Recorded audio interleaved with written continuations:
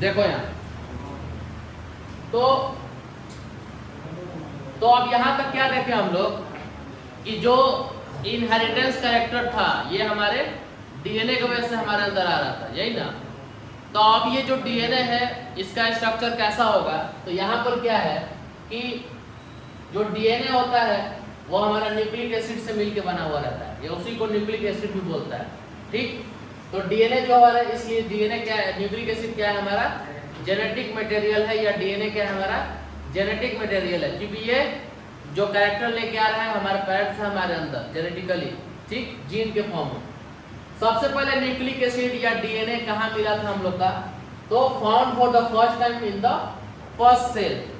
पस सेल का मतलब क्या होता है, कट गया कहीं घाव बन गया उससे जो पस निकलता है, हाँ, उसके WBC में, क्योंकि ब्लड में WBC RBC सब है, तो जहाँ पे टूट फूट का काम चलेगा वहाँ WBC ज़्यादा नंबर पे है, व्हाइट ब्लड सेल्स, क्योंकि वो प्रोटेक्शन का काम करता है बॉडी को। तो उस WBC के पस सेल के अंदर के WBC के न्यूक्लियस में क्या देखा गया, सबसे पहले डीएनए देखा गया। किसने देखा था सबसे पहले, फ्रेडरिक मेजर ने इन 1869 में, ठीक है। तो 1869 में फ्रेडरिक मेजर ने सबसे पहले न्यूक्लिक एसिड का खोज किया था, या मान लो डीएनए का खोज किया था, लेकिन उसका नाम उन्होंने क्या रखा था, न्यूक्लियन। नाम क्या रखा था, न्यूक्लियन। क्यों उसका नाम न्यूक्लियन रखा था, क्योंकि उन्होंने पस सेल के न्यूक्लियस में डीएनए देखा था। पस सेल के न्यूक्लियस मतलब पस सेल में जो WBC था उसके, क्योंकि न्यूक्लियस नहीं रहेगा ना जी, तो न्यूक्लियस में देखा था, इसलिए उसका नाम क्या रख दिया था, न्यूक्लियन रख दिया था। लेकिन बाद में एडमंड ने, तो एडमंड ने क्या देखा कि डीएनए का जो नेचर है वो एसिडिक है। क्या है, एसिडिक है। तो जब देखा एसिडिक नेचर है डीएनए का, तो फिर उसका नाम क्या रख दिया, न्यूक्लिक एसिड रख दिया। उसका नाम क्या रख दिया, न्यूक्लिक एसिड रख दिया, ठीक है। यहाँ तक क्लियर होता है ना घर में कि चाचा कुछ और नाम रख दिए, अम्मा को कुछ और नाम रखते हैं, मान लो मम्मी पापा कोई नाम रख दिए, वो पसंद नहीं आया दादा दादी को, तो वो लोग अपने से वो नाम रख दिया ना, हम है नाम को रहे हैं तो यही नाम हो रहेगा ना, मेरा ही कुछ नाम है अल्हम्दुलिल्लाह। होता नहीं घर में चोंगू पोंगू क्या क्या नाम रख दिया जाता है, गोलू, बचपन में गोलू टाइप का है, गोलू गुल्लू क्या कहें, कितना तो ऐसा नाम एक कंफ्यूज रहता है आदमी देखने के बाद कि नाम के हिसाब से आदमी था, नाम है लड़की का निकल जाता है लड़का, और ये भी देख लो, तो ऐसा कंफ्यूजन हो जाता है। चलो अब आप, तो वही है कि न्यूक्लिक एसिड का खोज सबसे पहले उसका नाम न्यूक्लियन था, फ्रेडरिक मेजर ने रखा, पस सेल में मिला WBC के। ये एक नंबर का सवाल है आपका आ सकता है। एडमैन ने एसिडिक नेचर देखते हुए इसका न्यूक्लिक एसिड MCQ में 40 नंबर का MCQ आएगा। आज जो न्यूक्लिक एसिड है DNA RNA है, इतना पता चल गया कि ये कहाँ होता है और इसका नामकरण कौन कौन किया। अब आगे आया तो जो DNA है हमारा वो 2 पॉलीन्यूक्लियोटाइड चेन से बना हुआ है, ठीक है। जो DNA है हमारा 2 स्ट्रैंड से बना हुआ है, पॉलीन्यूक्लियोटाइड बाद में समझ लेना, एक ये स्ट्रैंड और एक ये स्ट्रैंड, ठीक है। तो डीएनए क्या है, 2 स्ट्रैंड से बना हुआ है, उसी को बोलता है 2 पॉलीन्यूक्लियोटाइड चेन, उसी को क्या बोलता है 2 पॉलीन्यूक्लियोटाइड चेन, ठीक। अब चलो ये जो स्ट्रक्चर हम समझाए थे, हाँ, अब इसमें क्या है कि डीएनए का जो स्ट्रक्चर है, तो ये मान लो डीएनए का स्ट्रक्चर है, ये बीच में ऐसे अटैच रहता है, ठीक है, कि भाग ना जाए, ठीक। ये ऐसे अटैचमेंट है कि भाग नहीं जाए, ठीक है। अब यहाँ क्या है कि अगर इसके स्ट्रक्चर का बात करें तो अब है कि डीएनए किस चीज से बनता है, ठीक है। तो देखो इसका जो स्ट्रैंड है, ठीक है, इसका जो ये रेड वाला पोर्शन है वो किस चीज से बनता है, शुगर और फॉस्फोरिक एसिड, शुगर और फॉस्फोरिक एसिड किससे बनता है, ये शुगर और ये फॉस्फोरिक एसिड, समझ में आ गया। और ये जो इसका तेरा मेरा है साथ, अमर वाला साथ, ठीक, ये कौन बना रहा है, नाइट्रोजनस बेस। कौन बना रहा है? Nitrogenous base. यहाँ पे 4 साथी हैं, कौन कौन? एडेनिन, ग्वानिन, थायमिन और साइटोसिन। समझ में आ गया? मतलब 4 तरह का नाइट्रोजनस बेस होता है, वही यहाँ पे इसको जोड़ के रखता है। तो अगर डीएनए का स्ट्रक्चर देखें तो इसका जो स्ट्रैंड है वो किस चीज से बना? शुगर और फॉस्फोरिक एसिड। और इसका ये जो एक दूसरे से जुदा होने नहीं दे रहा है वो कौन बना रहा है? Nitrogenous base. एक इधर रहेगा और एक इधर रहेगा और ये इससे अटैच रहेगा। फिर वैसा ही एक यहाँ रहेगा नाइट्रोजनस बेस, एक यहाँ रहेगा, ये अटैच रहेगा। फिर एक यहाँ रहेगा और एक यहाँ रहेगा, ये इससे अटैच रहेगा। ठीक, तो ये ऐसे बनता है क्या हमारा डीएनए का स्ट्रक्चर। तो आप यहाँ देखो, ये चार्ट जो है वही समझाया है। जो डीएनए का स्ट्रक्चर है, ये जो स्ट्रक्चर अभी बनाए थे उसी को बोलता है न्यूक्लियोटाइड। क्यों बोलता है न्यूक्लियोटाइड, क्यों बोलता है न्यूक्लिक एसिड, वो आगे समझ में आ जाएगा। ठीक, न्यूक्लिक एसिड तो इसलिए बोला क्योंकि इसके अंदर फॉस्फोरिक एसिड है, that's why it's called nucleic acid. ठीक, अब न्यूक्लियोटाइड क्यों बोलता है वो आगे समझ में आ जाएगा। तो देखो, जो डीएनए है वो किस चीज से बना? या आरएनए, शुगर से, फॉस्फोरिक एसिड से और नाइट्रोजनस बेस से। समझ में आ गया? अब शुगर में जो आरएनए है वो राइबोस शुगर से बनेगा, जो डीएनए है वो डीऑक्सीराइबोस शुगर से बनेगा। ठीक, मतलब कि ये कहां चला गया? इसका बात हो रहा है। तो डीएनए किस चीज से बना? शुगर से बना और फॉस्फोरिक एसिड से बना। दूसरा क्या बच गया? Nitrogenous base. तो नाइट्रोजनस बेस देखो, नाइट्रोजनस बेस जो होता है 2 तरह का होता है, प्यूरिन और एक पैरिमिडिन। 2 पेयर में है ना, एक इधर और एक इधर। तो इधर प्यूरिन रहेगा, इधर पैरिमिडिन वाला रहेगा, उसको जोड़ने का काम करेगा। तो प्यूरिन में 2 होता है, एडेनिन और ग्वानिन। और पैरिमिडिन में 3 होता है, यूरासिल, साइटोसिन और थायमिन। तो जो डीएनए होता है उसमें ये दोनों भी मिलेगा और हमारा ये दोनों भी मिलेगा। और जो आरएनए होता है वो उसमें ये दोनों मिलेगा और ये दोनों मिलेगा, ये नहीं मिलेगा। मतलब कि आरएनए में यूरासिल मिलेगा और डीएनए में यूरासिल नहीं मिलेगा। तो एटीसीजी, एडेनिन, थायमिन और साइटोसिन, ग्वानिन, ये मिलेगा डीएनए में। बाकी यूरासिल जो बेचारा बच गया वो डीएनए में नहीं मिलेगा, वो आरएनए में मिलता है। वैसे ही थायमिन आरएनए में नहीं मिलेगा, डीएनए में मिलता है। तो अगर एग्जाम में क्वेश्चन दे दे कि थायमिन जो नाइट्रोजनस बेस है वो किस में मिलता है, तो क्या रहेगा? ऑप्शन में डीएनए नहीं लगाओगे, आरएनए नहीं लगाओगे। ठीक, तो ऐसे करके क्वेश्चन कभी कभी घुमा देता है।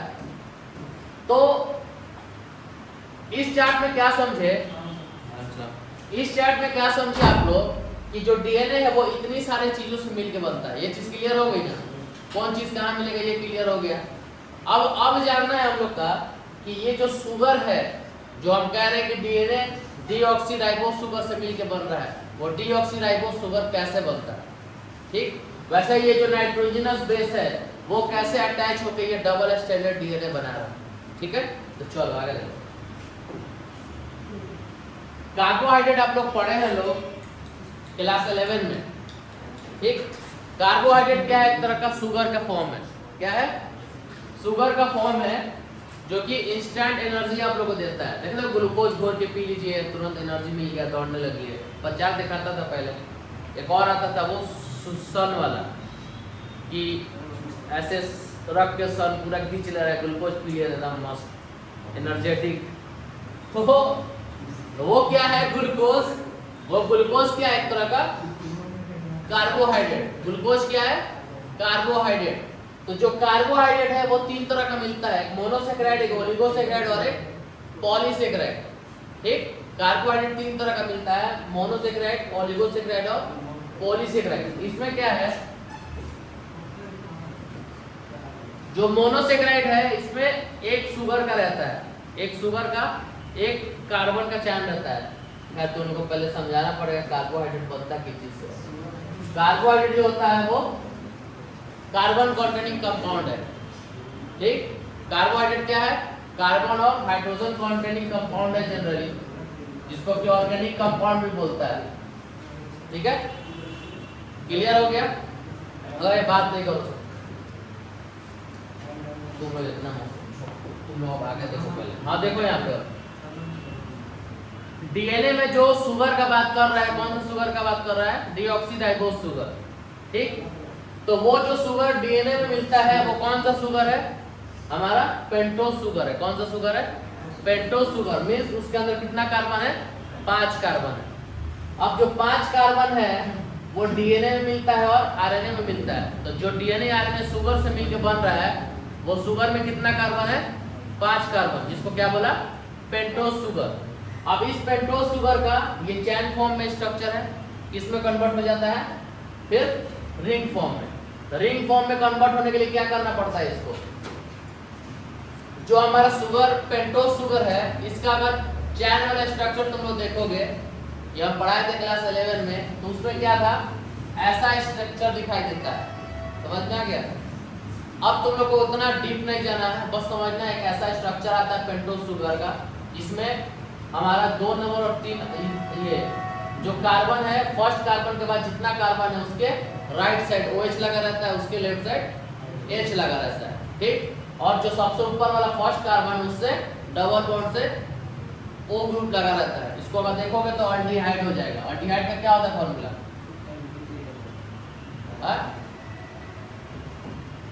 यही होता है, यही होता है जी। तो ये एक तरह से अल्डिहाइड का कंपाउंड हो जाता है जनरली, अगर याद करने का सोचो तो अब क्या है कि इसको चैन बनाना है, इसको चैन फॉर्म में बनाना है, तो एक दूसरे से जुटेगा। तो जुटने के लिए क्या होता है? जो चौथा नंबर कार्बन है वो क्या होता है? पहले नंबर वाले से जुड़ जाता है। अब यहाँ OH है और यहाँ H है, O है, तो ये क्या करता है? यहाँ से क्या होता है? H और O ये दोनों रिमूव हो जाता है और सिर्फ क्या बचता है? O बचता है। ठीक, अब देखो यहाँ तुम लोग बस इतना समझो कि कार्बन नंबर 1 कार्बन नंबर 4 से अटैच होता है और एक ऐसा रिंग टाइप का स्ट्रक्चर बनाता है। ठीक है, यहाँ अगर देखोगे तो एक नंबर पे देखो, एक नंबर पे ये आ गया, यहाँ पे 1 2, दूसरा नंबर पे ये आ गया, तीसरा नंबर पे ये आ गया, तीसरा, और फिर चौथा, ये रहा चौथा नंबर पे देखो सी वाला C है, H इधर गया, उसके नीचे क्या है? CH2OH, ये ऊपर चला गया। ठीक है, तो ये जो चैन फॉर्म है वो रिंग फॉर्म में ऐसा बन गया। समझ में आ गया? अब ये जो शुगर है ये रिंग फॉर्म में है, पेंटोज शुगर। ये कौन सा शुगर है? पेंटोज शुगर रिंग फॉर्म में। ठीक, अब आगे देखो। तो अगर यहाँ बात किया जाए, ये जो डीऑक्सीराइबोज शुगर है, ठीक, और ये जो राइबोज शुगर है, ठीक, ये कौन सा है? ये यही वाला। समझ में आ गया? दोनों में सेम रहता है, डिफरेंस कहाँ आएगा? सिर्फ कार्बन नंबर 2 पे। आरएनए में क्या होगा? ये कूद के ऊपर चला जाएगा, H नीचे आ जाएगा, और जो डीएनए का हमारा शुगर होता है उसमें OH क्या होता है? नीचे ही रहेगा। तो यहाँ पे अगर क्या नहीं समझने आना चाहिए कि डीएनए का स्ट्रक्चर कैसे बनता है। अगर ये कॉन्सेप्ट क्लियर नहीं होगा तो आगे का फिर कॉन्सेप्ट नहीं क्लियर होगा, क्योंकि सारा इसी के पीछे खेल है। ठीक, देखो अब आगे ना, अब क्या है हमारा? अब क्या देखे थे हम लोग? प्यूरिन और पैरिमिडीन देखे थे लोग।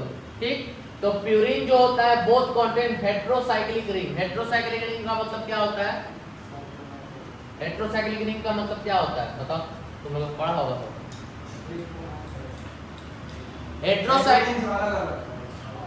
हेटेरोसाइक्लिक रिंग का मतलब तो समझ रहे हो, और हेटेरोसाइक्लिक रिंग का मतलब कि रिंग बनेगा लेकिन कार्बन से पूरा नहीं होगा, बीच में कोई दूसरा एंट्री लेगा।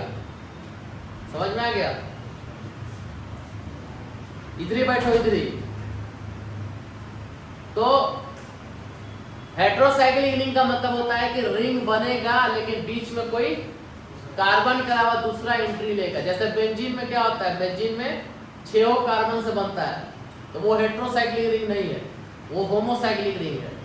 तो हेटेरोसाइक्लिक रिंग समझ में आ गया? क्या छोड़िए, हम केमिस्ट्री भी पढ़ा रहे हैं।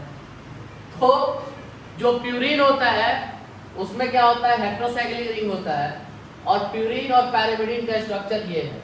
ठीक है, स्ट्रक्चर ऑफ प्यूरिन ऐसा होता है, स्ट्रक्चर ऑफ पैरामिडिन ऐसा होता है, बस स्ट्रक्चर दिमाग में रखो। अब आओ हमारा प्यूरिन और पैरामिडिन हो गया। अब देखो प्यूरिन कितने तरह का होता है? 2। इन्हें समझना है।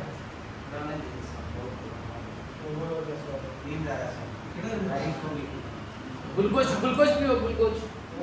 देखो प्यूरिन प्यूरिन जो होता है वो 2 तरह का होता है, एडेनिन और कहाँ पढ़ रहे हो जी? नहीं, वो पहले का है, अभी का नहीं है। बस स्ट्रक्चर देखना है, इसे समझना कुछ नहीं। हाँ बहुत ठीक।